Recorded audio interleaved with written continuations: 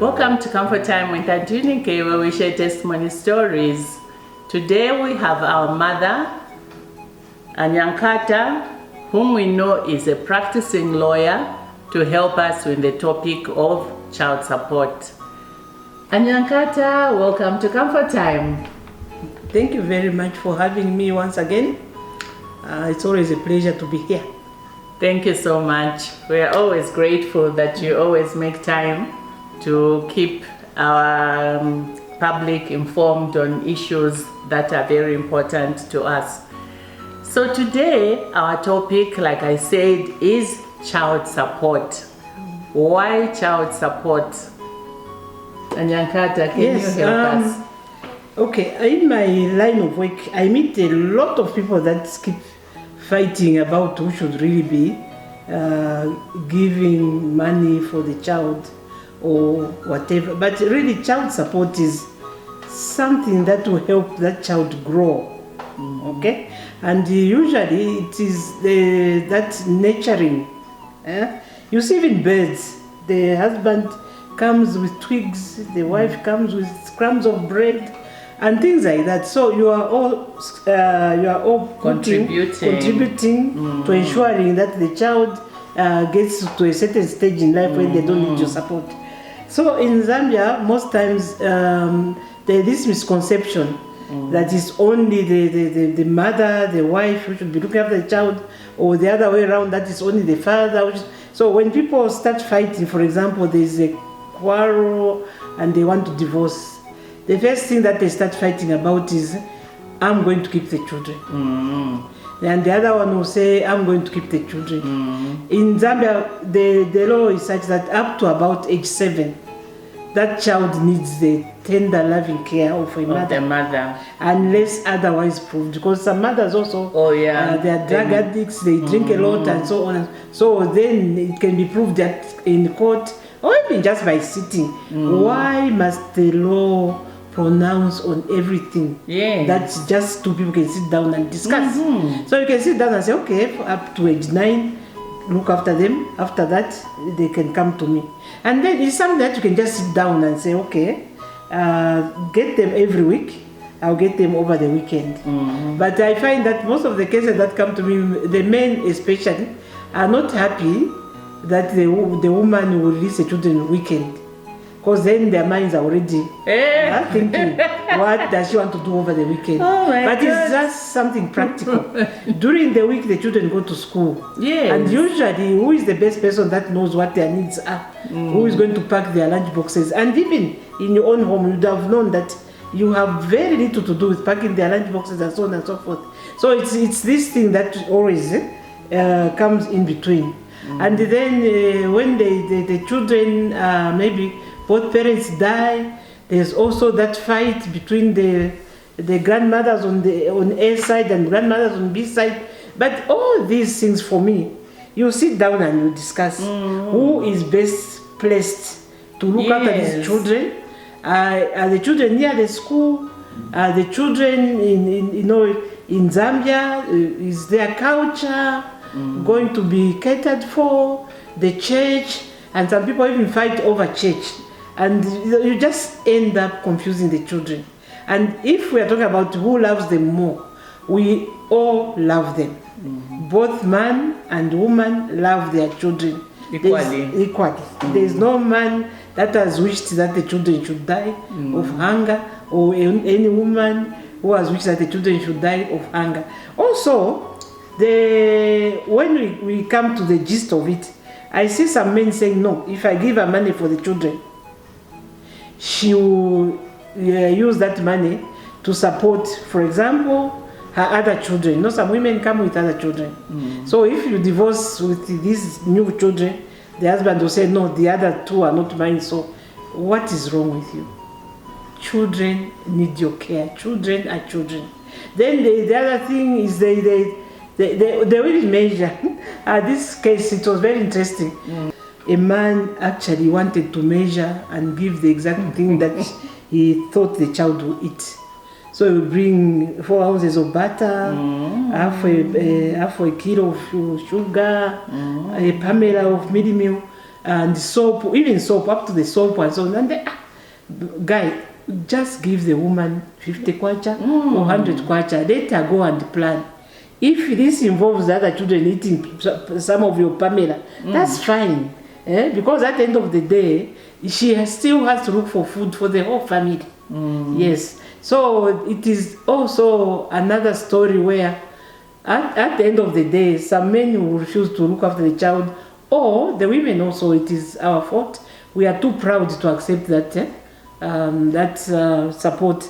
So what will happen is years later, the child is grown up, graduate or working, big businessman, you start again fighting about, I'm the one who supported the child, I'm the one who asked you.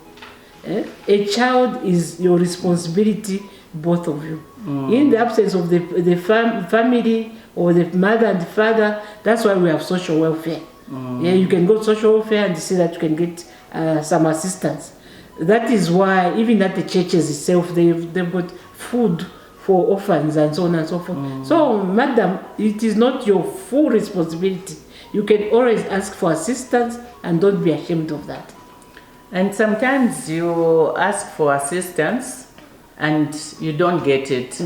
So when you don't get it, the courts are there to compel that man to support you. Yes. But what I've seen is the court says if he does not support his own children, you can go back to court and they can lock him up. Yes. And really, is it necessary? Because they will lock him up.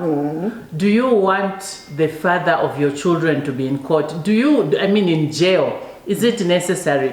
So as mom has referred to, talk. I feel that we don't talk enough. Children belong to both of you. Whether you like it or not, whether you like your husband or not, whether you like your wife or not, those children love you both equally. Equally, yes. And when they grow up, they will want to be and to support both of you equally. So if you are proud to say, I'll take care of my children alone, and then when they grow up, they should forget because they saw that their father was not supporting, you're lying to yourself. When those children grow up, they will go and search for their father, or they will go and search for their mother. So why not work together? And like we were talking about families, we have maternal and paternal families.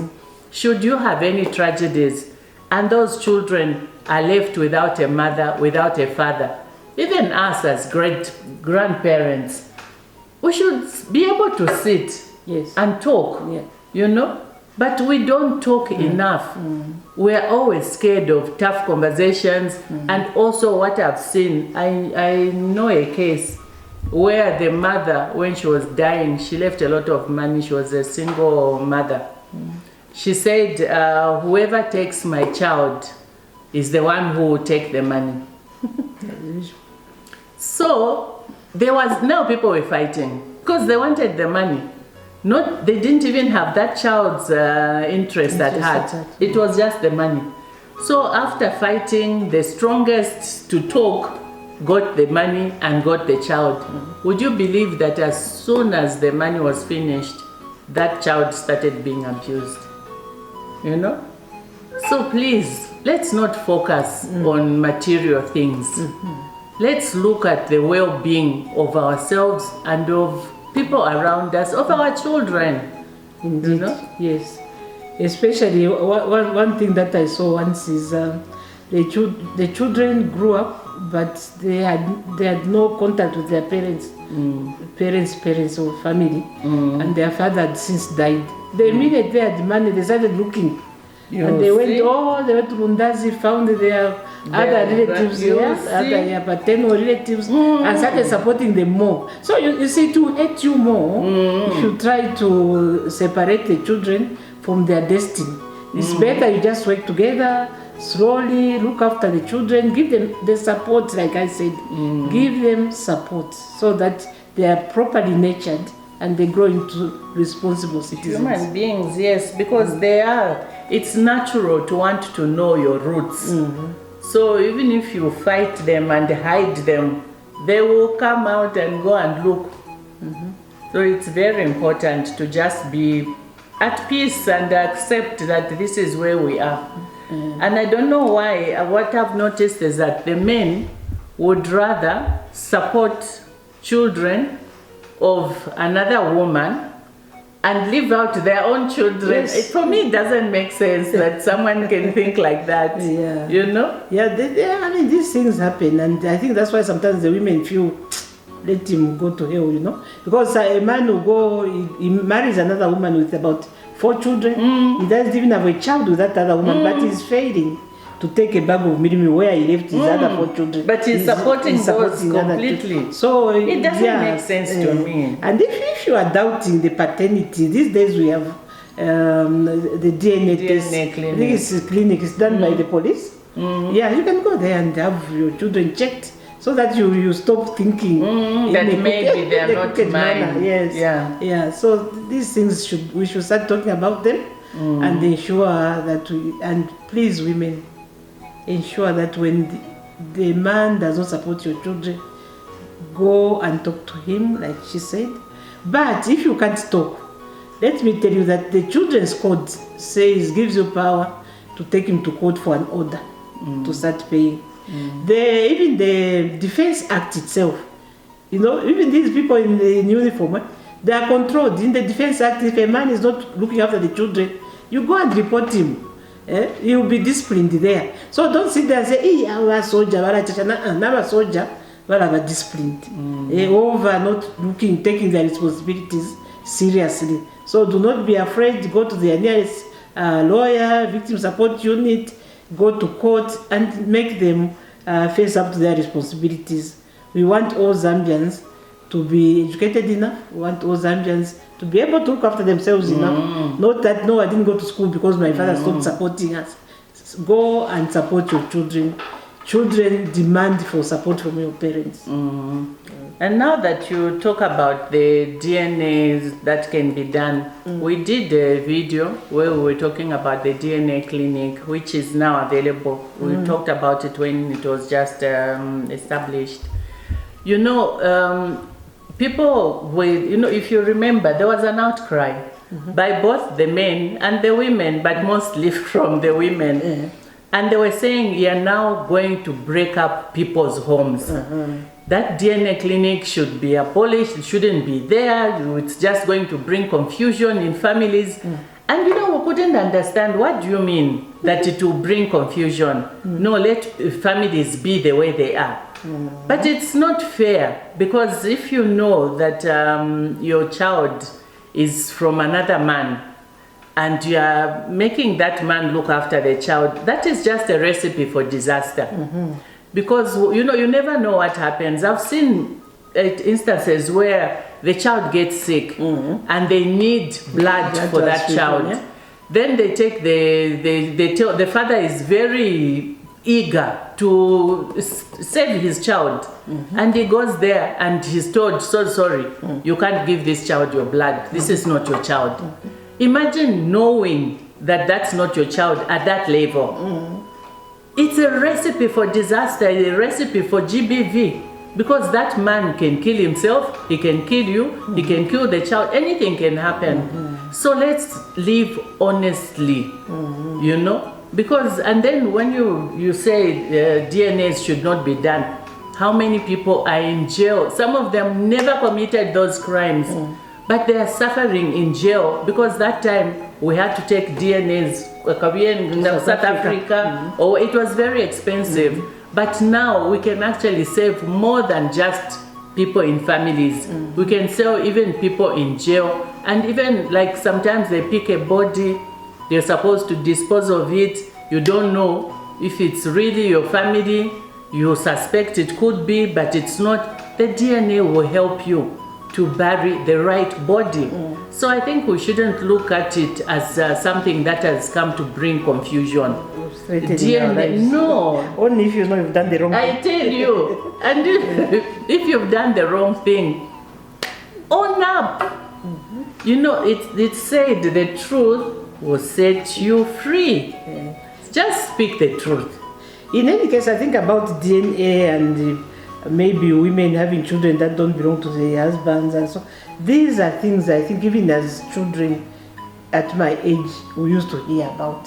They used to happen. If, for example, there is no child crying in this house, the elders will sit together and say, hey, what do we do? How do we do this? And then they will set up a plan, and somehow that family will have a child.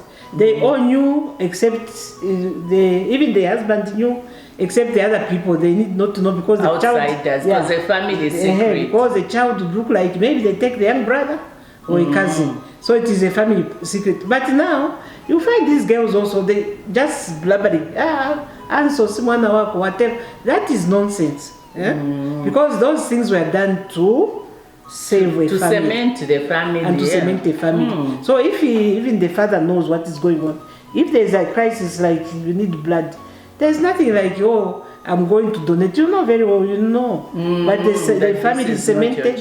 You all know. And some people just have natural love for children. Whether they are his or not, the way you look after the child, you know. So parenting, anybody can parent. Yes. Yeah. So, and sometimes those who are not biological are even better the parents than the biological ones. Ones, so it just depends on the type of person that person is. If they have a good heart and they love children, they love everyone, just be honest. Just explain. Of course, the time you explain, there will be problems, they will fight, but it's for a short time. That child is already close to that man, and he will continue looking after that child. And the child will not suffer from rejection, because you know, when a child is rejected, they feel it. There's that aura, that the spirit, it's a bad spirit. So instead of perpetually keeping a child in that aura of rejection, do the right thing and let that child know who their real parent is, and then you agree whether the child is going to be adopted by the parent who's looking after him or her, or whether the other parent does not have to feature in the relationship. All that is a difficult conversation that needs to be had. So let's have the difficult conversations. Let's make sure there's peace and harmony all the time. Yes. I think that is what it's all about. And if we all keep to our promises, there will be no need for people to fear, even if there's a DNA test. It only comes in when you are living a lie. And that's when you want to pretend, you know. But also, I've seen some people, maybe at the hospital, the child was changed. It's also possible, yes. It's also possible. So it's never ever anybody's fault when such things happen. But if you just live in harmony, as like I said, and please look after. Give the children the support that they need. Yeah, your interest should be the well-being of a child. The best interest Whether of the child. if you're fighting as parents, that is between the two of you. At the end of the day, what does the child need? It takes nothing from you to take care of the child, take care of the ex. It takes nothing from you. At the end of the day, that child will love and respect you as a person who put in their all to ensure that they have the best. And that is what you need. Because you know, you never know, we are all aging slowly, even if I talk to a SOD which will keep you young. But eventually you age. You will need those people. And if there's animosity amongst you, it just makes life very difficult. It's not necessary. It's not worth it. So, let's continue to make sure that we do our part.